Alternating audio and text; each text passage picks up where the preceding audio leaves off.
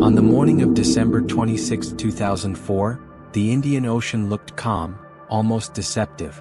Tourists were waking up in seaside hotels, fishermen were preparing their boats, and families across Southeast Asia were beginning what they believed would be an ordinary day. It was the day after Christmas, a time of rest and celebration. No alarms sounded, no warnings appeared on the horizon. Yet beneath the ocean floor, immense forces that had been building for centuries were about to be unleashed. Within minutes, this quiet morning would transform into one of the deadliest natural disasters in human history, an event so vast and sudden that it reshaped coastlines, nations, and the global understanding of disaster preparedness. Far below the surface of the Indian Ocean, off the western coast of Sumatra, Indonesia, the Earth's tectonic plates had been locked in a silent struggle. The Indo-Australian plate was slowly sliding beneath the Eurasian plate, a process known as subduction. For hundreds of years, these plates had been grinding against each other, accumulating enormous stress. On that morning at 7:58 a.m. local time, the stress reached its breaking point. The seafloor ruptured violently along a fault line stretching more than 1,300 kilometers, releasing energy equivalent to thousands of nuclear bombs. The resulting earthquake, measured between 9.1 and 9.3 magnitude, became one of the most powerful ever recorded by modern instruments. The earthquake itself was catastrophic, but it was what followed that truly defined the tragedy. As the seafloor abruptly lifted and dropped by several meters, it displaced an unimaginable volume of water above it. This sudden movement did not create a single towering wave as often depicted in popular media, but instead generated a series of massive waves traveling outward in all directions at jetliner speeds. In the deep ocean, these waves were nearly invisible, long, fast, and low. Ships far offshore passed over them without realizing anything was wrong. Along distant coastlines, however, these same waves would soon rise with terrifying force. Crucially, in 2004, the Indian Ocean had no tsunami warning system. While the Pacific region had long established monitoring networks due to its history of tsunamis, the Indian Ocean was dangerously unprepared. Even as seismic stations around the world detected the massive earthquake within minutes, there was no coordinated way to warn the millions of people living along vulnerable shores. In some places, the sea mysteriously receded, pulling water far from the beach, an ancient natural warning sign. Children ran out to collect stranded fish, tourists took photographs, and locals watched in confusion. Few understood that the ocean was drawing back only to return with unstoppable violence. This was not merely the story of an earthquake or a tsunami, it was the story of time, silence, and vulnerability. The disaster unfolded not in seconds, but over hours as waves raced across the ocean basin, striking country after country. Entire communities would soon vanish, families would be torn apart, and the scale of destruction would challenge the world's ability to comprehend loss. In the next part, we will follow the tsunami's path as it first slammed into Aceh, Indonesia, the closest land to the rupture point, and the place that would suffer the heaviest blow of all. When the tsunami reached land, Aceh, a province on the northern tip of Sumatra, stood directly in its path. This was the closest populated region to the epicenter of the earthquake, and it had only minutes to face a catastrophe of unimaginable scale. There was no time to understand what had happened beneath the ocean, no chance to run, and no warning that could have altered the outcome. For the people of Aceh, the disaster arrived not as a distant threat, but as a sudden and overwhelming force that erased the boundary between land and sea. The first wave struck with brutal speed. In some coastal areas, the tsunami arrived in less than 15 minutes after the earthquake, towering over villages and smashing into the shoreline with explosive power. Entire neighborhoods were torn apart in seconds. Wooden homes disintegrated instantly, concrete buildings collapsed under the pressure, and everything that was not anchored to the ground, cars, boats, animals, and people, was swept away. The water did not simply flood the land. It surged inland like a moving wall, carrying debris that turned the wave into a battering ram. Streets became rivers of destruction, and familiar landmarks disappeared almost immediately. What made the devastation even more severe was the multiple wave effect. The tsunami did not arrive as a single and then retreat. One massive wave was followed by another, and then another, each one pushing farther inland or pulling violently back toward the sea. Survivors who escaped the first surge often found themselves caught by the second or third. As the water withdrew, it dragged buildings, vehicles, and people back with it, crushing anything in its path. The coastline itself was reshaped. In some areas the land sank, while in others it was stripped bare down to mud and rubble.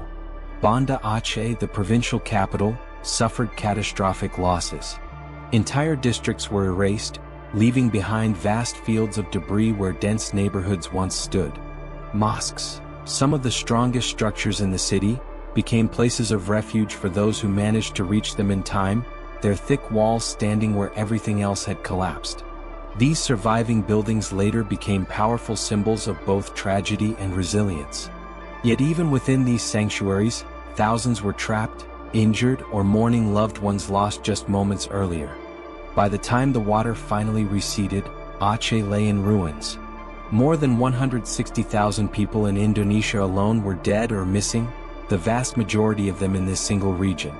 Bodies were buried under debris or carried out to sea. Survivors wandered through silence and devastation, searching for family members in landscapes that no longer resembled their homes. Communication was cut, roads were destroyed, and aid could not reach many areas for days. The scale of loss was so vast that even counting the dead became nearly impossible. Aceh's suffering marked only the beginning.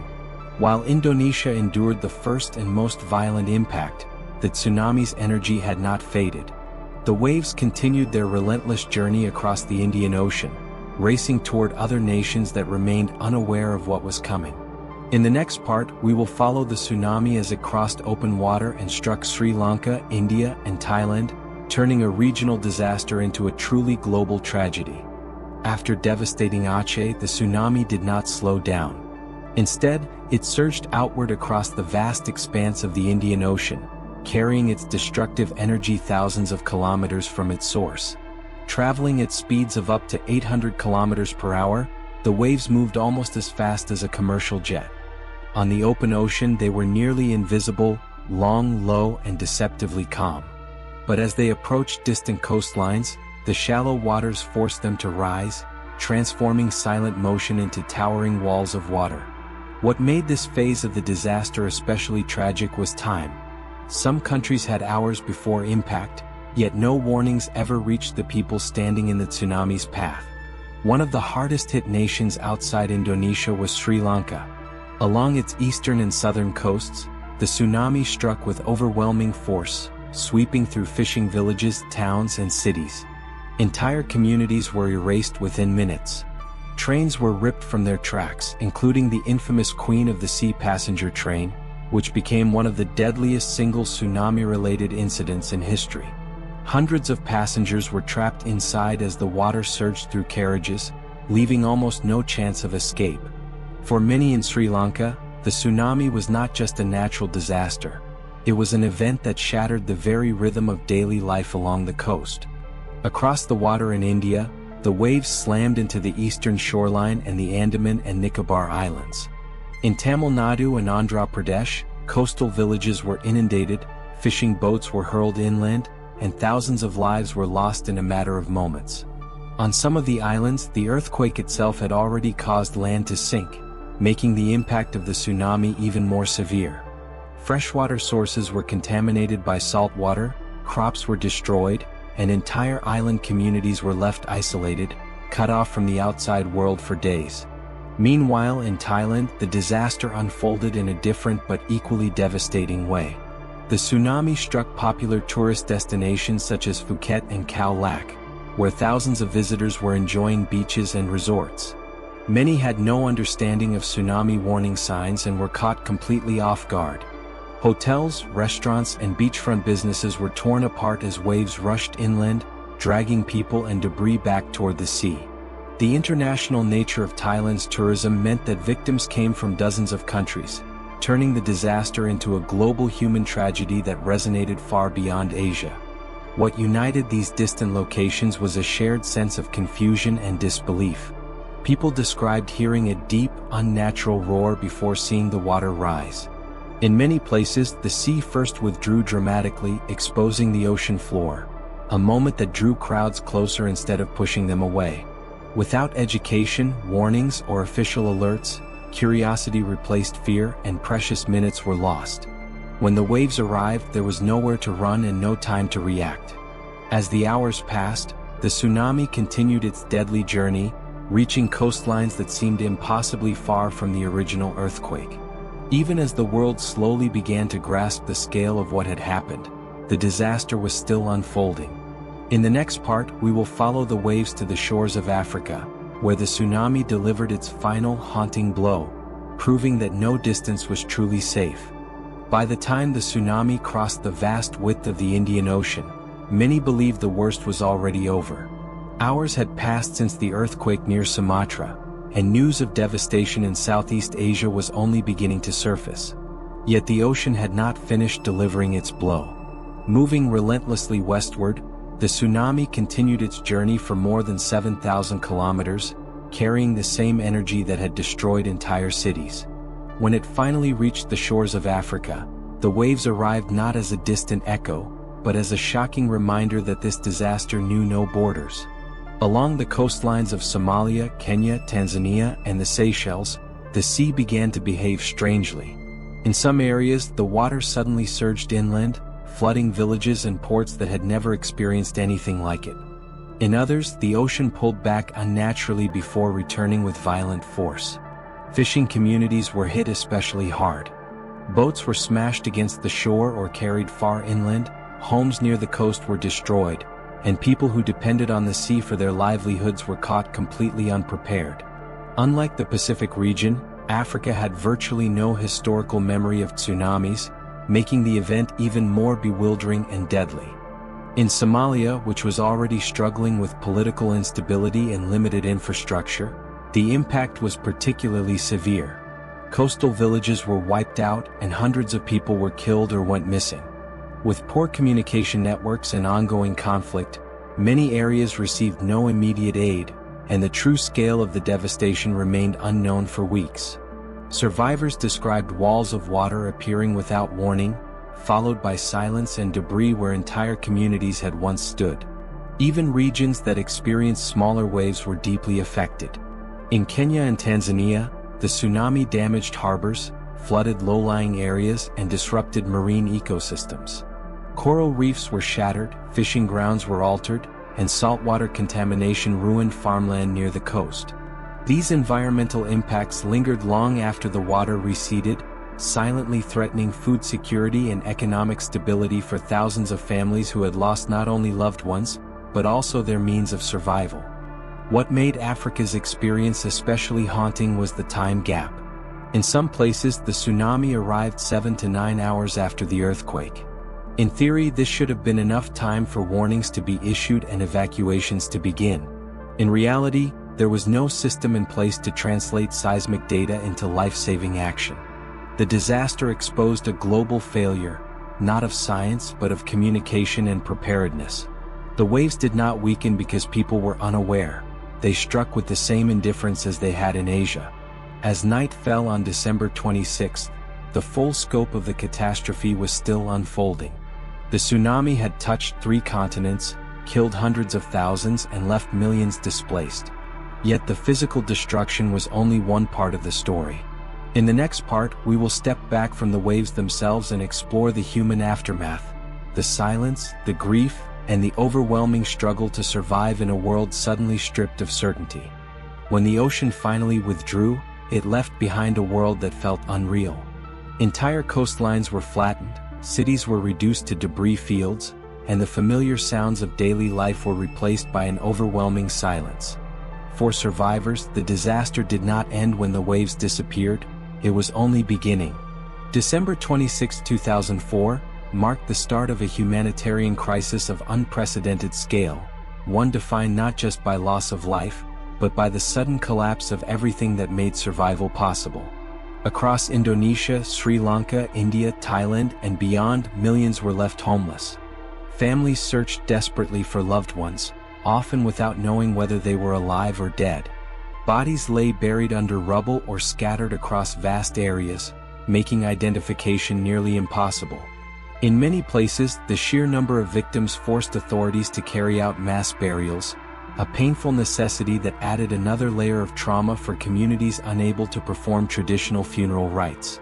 The emotional toll was immense. Survivors were grieving while still struggling to stay alive. Basic infrastructure had been annihilated. Roads were washed away, ports destroyed, and airports damaged or overwhelmed. Communication networks collapsed, leaving entire regions cut off from the outside world.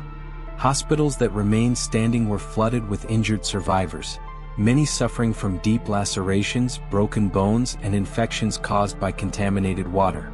Medical staff worked without rest, often lacking electricity, clean water, or essential supplies. In some areas, doctors and nurses were themselves victims, having lost families and homes just hours earlier. The risk of secondary disasters quickly became a major concern. Contaminated water supplies led to fears of disease outbreaks, including cholera and dysentery. Food shortages emerged as farmland was flooded with salt water and fishing fleets were destroyed. Survivors crowded into temporary shelters, exposed to heat, rain, and psychological stress. Children were especially vulnerable. Many were separated from their parents, left traumatized and alone in overcrowded camps with little sense of security. As the scale of the tragedy became clear, the world began to respond. International aid organizations, governments, and volunteers mobilized at extraordinary speed.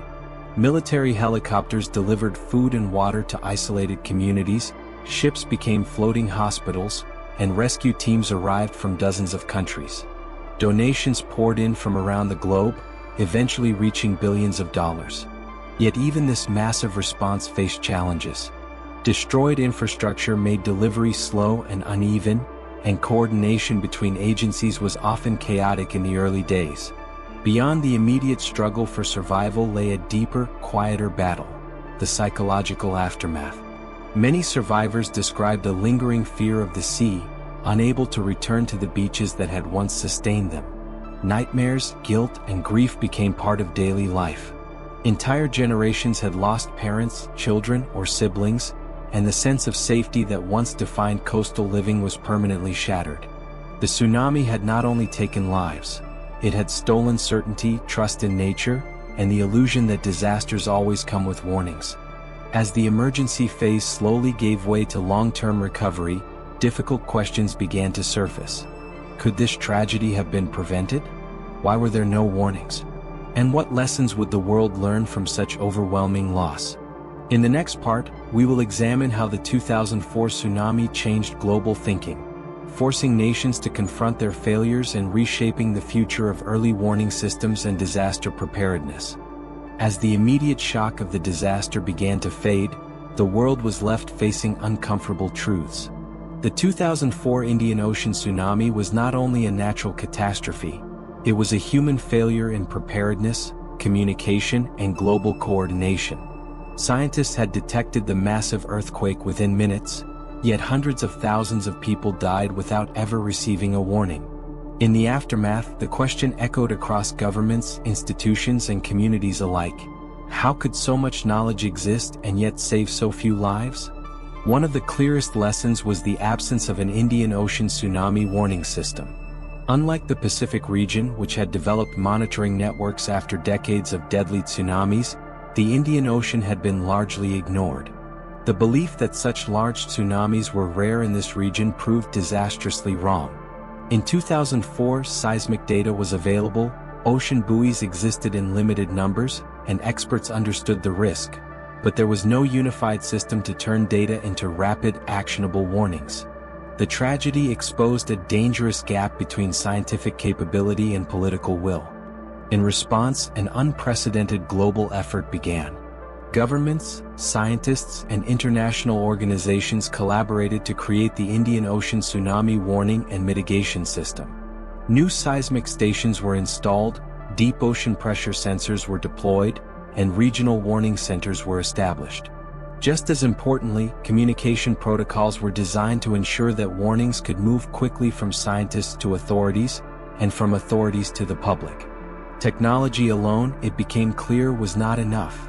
Information had to reach people in a form they could understand and act upon. Education emerged as another crucial lesson. In places where people instinctively recognized the ocean's sudden retreat as a danger sign, survival rates were noticeably higher. Stories surfaced of individuals and small groups who escaped simply because they ran inland or to higher ground without waiting for instructions. These moments highlighted a powerful truth: public awareness can save lives even when systems fail. As a result, tsunami education programs, evacuation drills, and coastal signage began appearing in vulnerable regions around the world. The disaster also reshaped how humanitarian response was planned. The scale of international aid in 2004 was enormous, but it revealed serious coordination problems. Overlapping efforts, logistical bottlenecks, and unequal distribution of resources delayed help in some areas while overwhelming others. In the years that followed, global disaster response frameworks were refined, emphasizing local leadership, better data sharing, and faster deployment of resources. The tsunami became a case study taught in emergency management programs worldwide. Yet perhaps the most profound lesson was ethical rather than technical. The tsunami revealed stark inequalities. Poorer communities lacking strong infrastructure and political influence suffered the highest death tolls. Coastal villages built from fragile materials had little chance against waves of that magnitude. Recovery, too, was uneven. Some areas rebuilt quickly while others struggled for years. The disaster forced the world to confront how vulnerability is shaped not only by geography, but by poverty, governance, and neglect. The waves of 2004 permanently changed how the world thinks about natural disasters. They proved that the ocean could connect distant continents in shared tragedy, and that failure in one place could echo across the globe. In the next part, we will turn to the long-term legacy of the tsunami, how affected regions rebuilt their lives, how memory shaped recovery, and why this disaster still matters decades later. As months turned into years, the ruins left by the tsunami slowly gave way to the long and uneven process of rebuilding. For the survivors, recovery was not simply about reconstructing houses or roads, it was about redefining life after irreversible loss. Entire communities had been wiped out, family structures shattered, and ways of living tied to the sea forever altered. The challenge was not just physical reconstruction, but emotional and cultural survival in the shadow of a catastrophe that could not be undone. In Indonesia's Aceh province, recovery carried an added layer of complexity. Beyond the devastation of the tsunami, the region had endured decades of internal conflict. In a tragic paradox, the disaster became a turning point.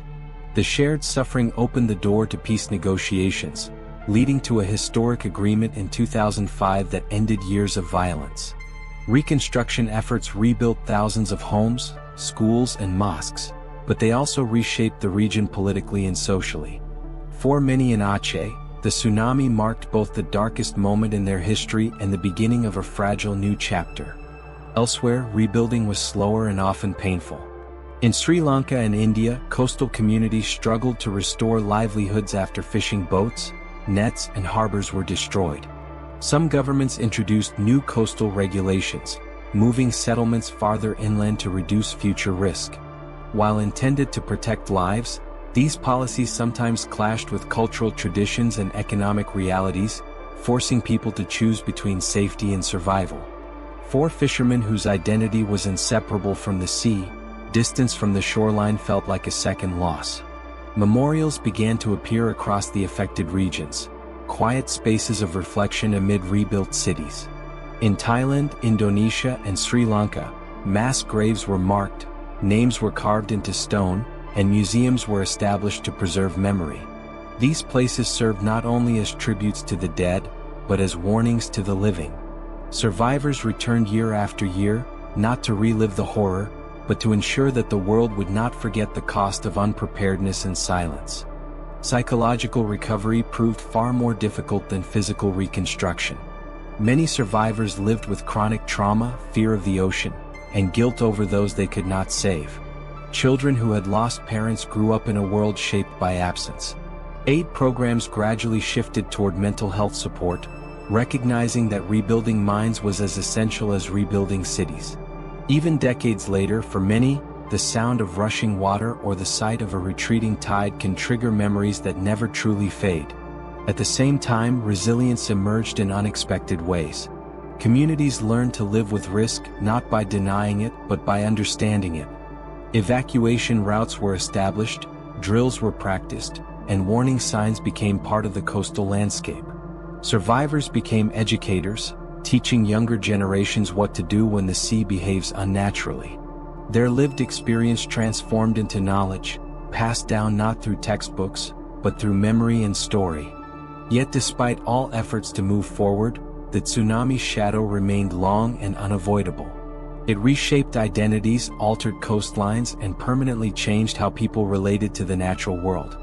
In the final part, we will step back and reflect on the global meaning of the 2004 Indian Ocean tsunami, why it still matters today, and what it reveals about humanity's relationship with nature, risk, and responsibility.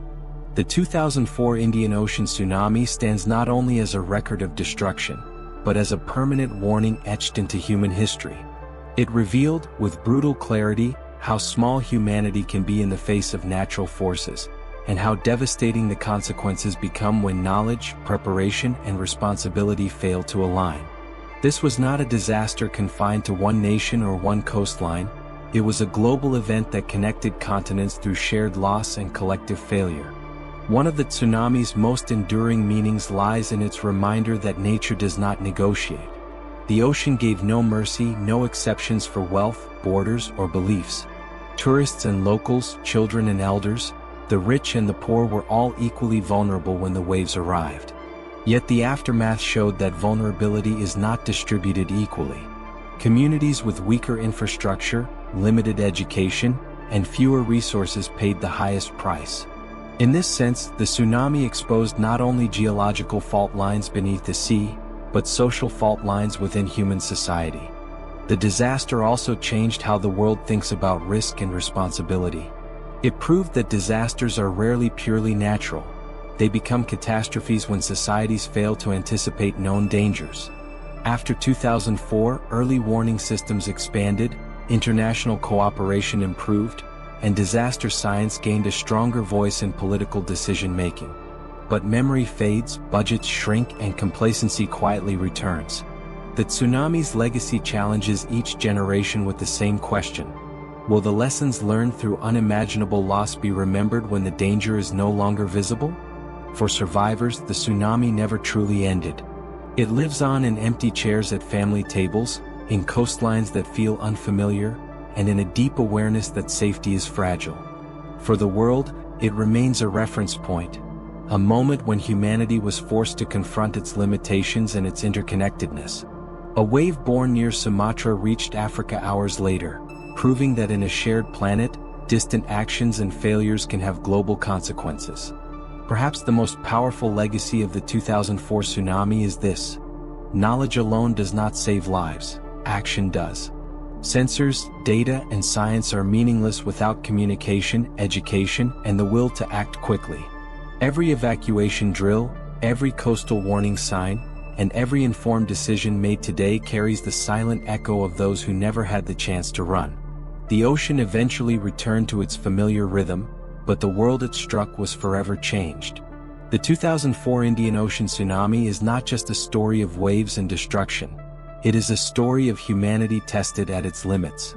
And as long as people continue to live beside the sea, it remains a reminder that survival depends not on controlling nature, but on respecting it, understanding it, and preparing for the moment it turns against us.